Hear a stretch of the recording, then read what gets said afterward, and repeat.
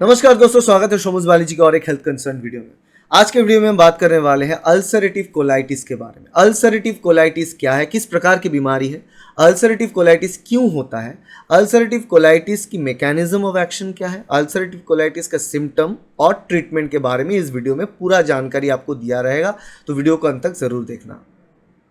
तो चलिए शुरू करते हैं अल्सरेटिव कोलाइटिस के बारे में। अल्सरेटिव कोलाइटिस जैसे नाम है, ये बीमारी कोलन के है, इसलिए कोलाइटिस कहा जाता है। ठीक है, कोलन मतलब बड़ी आंत, बड़ी आंत में सूजन। सिंपल सी आम भाषा में कहे तो बड़ी आंत में सूजन होना, और सिर्फ सूजन ही नहीं, वहां पे घाव जैसा हो जाना। तो अल्सर मतलब घाव, और कोलन में होता है तो बड़ी आंत में होता है। तो बड़ी आंत में घाव होना, सूजन होना, ये अल्सरेटिव कोलाइटिस की चीज़ें हैं। कारण, अब कारण की बात करो तो अल्सरेटिव कोलाइटिस, देखो यहाँ पे कारण की बात करें तो अल्सरेटिव कोलाइटिस ठीक ठाक कारण आज तक पता नहीं है। मतलब 3 अलग अलग कारण हो सकता है।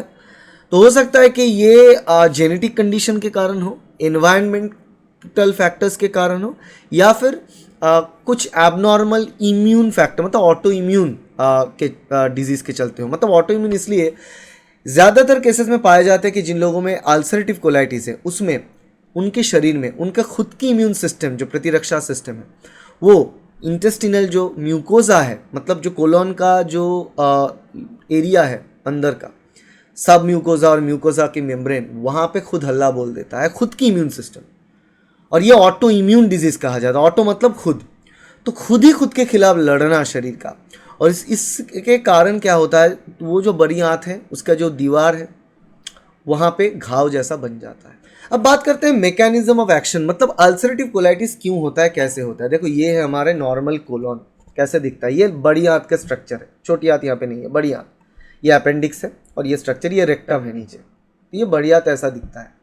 अब यहाँ पे एक चीज़ देखना, ये नॉर्मल स्ट्रक्चर। अब अंदर अगर काट क्रॉस सेक्शन हम देखें इसको अंदर की तरफ, यहाँ पे देखिए नॉर्मली ऐसा होता है ना कि यहाँ पे अलग अलग बीमारी दिखाया गया है। तो यहाँ पे क्या होता है, ये जो दीवार है अंदर की तरफ, जहाँ से जो हमारे खाना खाने के बाद जो भी चीज़ रह जाता है पचने के बाद, स्टूल की तरह जो बाहर आता है, वो स्टूल जो कॉम्पैक्शन होता है इसी के अंदर होता है। यहाँ पे बहुत सारा बैक्टीरियाज रहते हैं और वो बैक्टीरिया हेल्प करते हैं कि स्टूल कॉम्पैक्शन ठीक ठाक से हो। तो ये बैक्टीरिया यहाँ पे रहता है, स्टूल कॉम्पैक्शन ठीक से हो रहा है, और ये होने के बाद यहाँ पे आता है कि इसका जो दीवार है, यहाँ पे जो लाइनिंग है, इसको हम इंटेस्टिनल लाइनिंग बोलते हैं। इस इंटेस्टिनल जो लाइनिंग, यहाँ पे म्यूकोसा और सब म्यूकोसा का दो जो लेयर होता है, बहुत ही थिन लेयर, उसी में जो है डैमेज होता है, अल्सर होता है। यहाँ पे आप देख सकते हैं, यहाँ पे येलो कलर में दिखाया गया आपको, ये अल्सर जैसा हो जाता है। अल्सर मतलब घाव हो जाना, ये घाव यहाँ पे हो जाएगा। और जब यहाँ पे घाव हो जाएगा तब क्या होगा, यहाँ पे जब भी स्टूल आ जाएगा तब भी इस जगह को बहुत इरिटेट करेगा।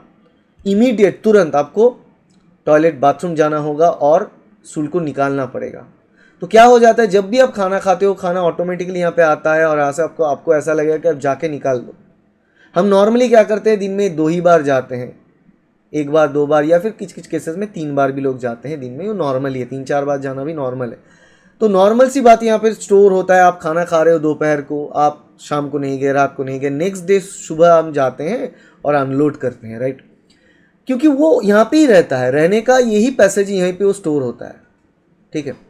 मगर जो अल्सरेटिव कोलाइटिस की पेशेंट्स हैं उनमें क्या होगा, यहाँ पे जब भी स्टूल जाएगा स्टोर करके वो रख ही नहीं पाएंगे।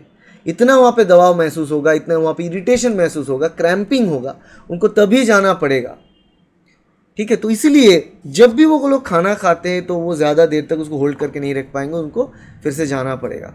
तो ये बहुत ही प्रॉब्लमेटिक सिचुएशन है, और ये चीज़ इसीलिए बनता है क्योंकि बॉडी में जो हमारे खुद की इम्यून सिस्टम है उसी के खिलाफ लड़ रहा है। अब बात करते हैं अल्सरेटिव कोलाइटिस के सिम्टम के बारे में। देखो सिम्टम की बात करें तो एक चीज़ यहाँ पे जान लो कि यहाँ पे जब भी ऐसा कोई घाव जैसा बन जाएगा, सूजन होगा यहाँ पे, उसके चलते क्या होगा, इस जगह पे ब्लीडिंग होगा। घाव होगा तो ऑटोमेटिकली यहाँ पे ब्लीडिंग होगा। जब भी यहाँ पे ब्लीडिंग होगा तो ब्लीडिंग रेक्टम से भी बाहर आ जाएगा। तो सिर्फ ऐसा नहीं है कि ये जो बड़ी आंत है वहीं पे इन्फ्लेमेशन, सूजन हो रहा है या फिर घाव है।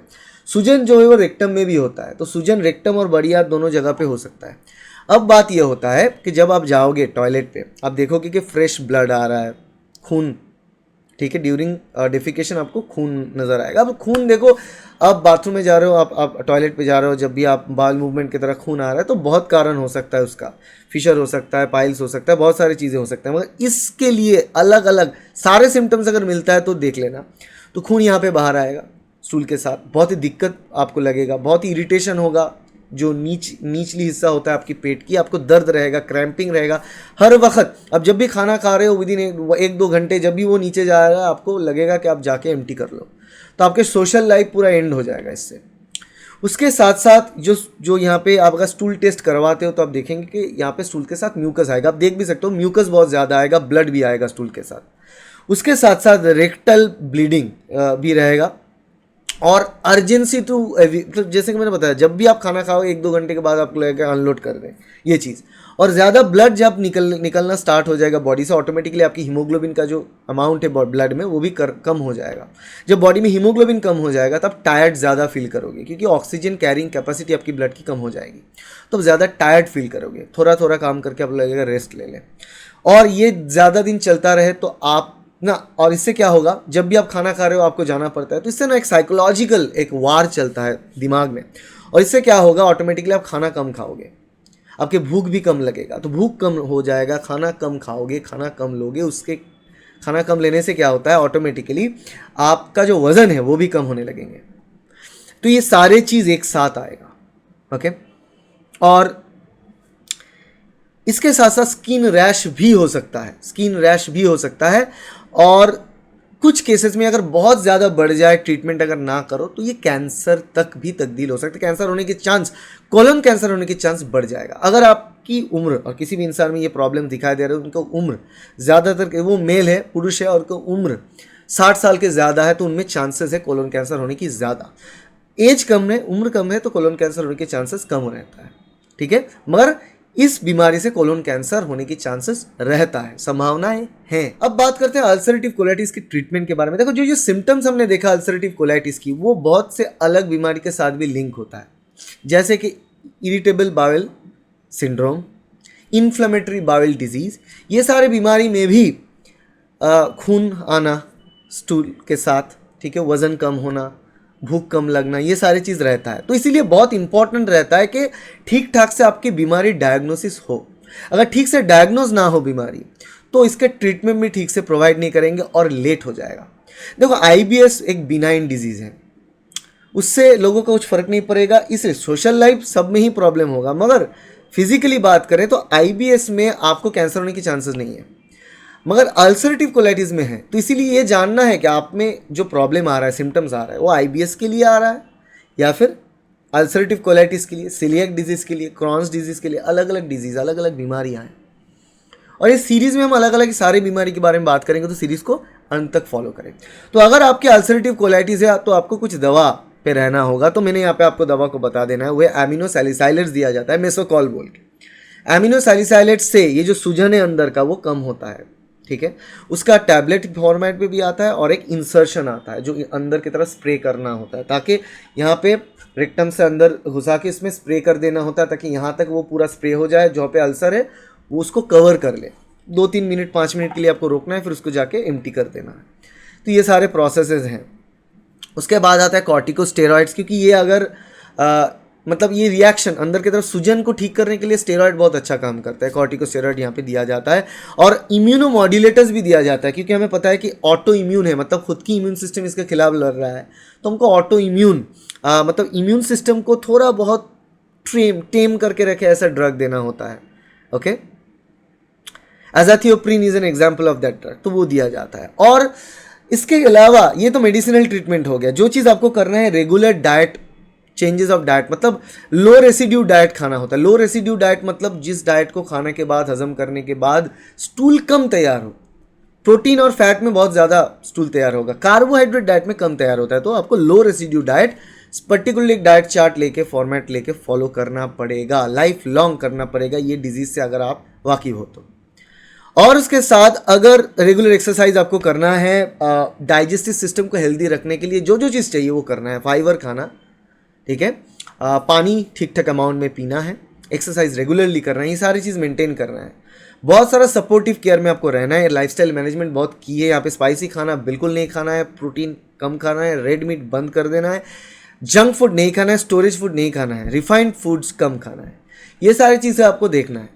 और अगर इस सारे के सारे चीज़ों से भी कोई काम नहीं चलता, यहाँ पे ये ठीक नहीं हो रहा है, रेगुलरली हम जो एमिनो सैलिसाइलेट का स्प्रे लगा रहे हैं फिर भी टेम्पोररी रिलीफ हो रहा है। ये देखा गया कि एमिनो सैलिसाइलेट्स के स्प्रे से ना ये बीमारी जो है ये ठीक से काम कर लेता है, मतलब विद इन 5-6 मंथ पेशेंट ठीक हो जाता है।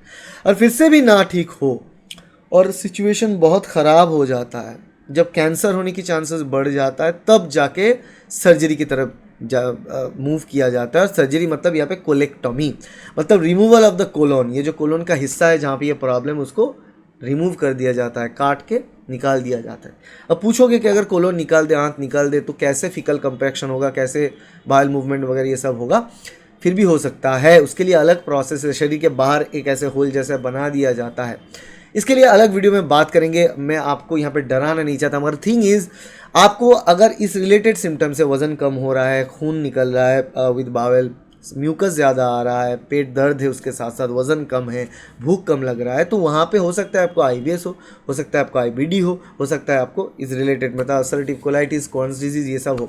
तो ये सारे डिजीज़ हैं, तो आपको तुरंत जाके कोलोनोस्कोपी करना चाहिए। एकमात्र कोलोनोस्कोपी से डिटेक्ट हो जाते हैं। यहाँ से कोलोनोस्कोप अंदर दिया जाता है, पूरा के पूरा वीडियो कैप्चरिंग होता है, और जहाँ पे भी ऐसा कोई घाव है तो उसको लेकर बायोप्सी भी किया जाता है।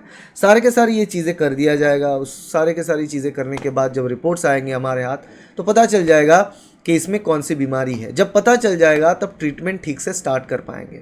तो इसीलिए पहला दफ़ा जब आप ट्रीटमेंट के लिए जाएं तो प्रॉपर डॉक्टर के पास जाए, गैस्ट्रोएंटरोलॉजिस्ट के पास जाए, और कोलोनोस्कोपी के ऊपर आपको निर्भर करना है। यहाँ पे विदाउट कोलोनोस्कोपी आप इसको डिटेक्ट नहीं कर पाएंगे। कोलोनोस्कोपी के बाद, स्टूल टेस्ट के बाद, ब्लड टेस्ट के बाद ये कंफर्म हो जाएगा कि आप में बीमारी क्या है। उसके बाद उसका ट्रीटमेंट ठीक से दिया जाएगा। आशा करते हैं वीडियो आपके लिए हेल्पफुल रहा। वीडियो अच्छा लगा तो लाइक करना, शेयर करना अपने दोस्तों के साथ, सब्सक्राइब करना इस चैनल को, ताकि ऐसे वीडियो आपको मिलता रहे।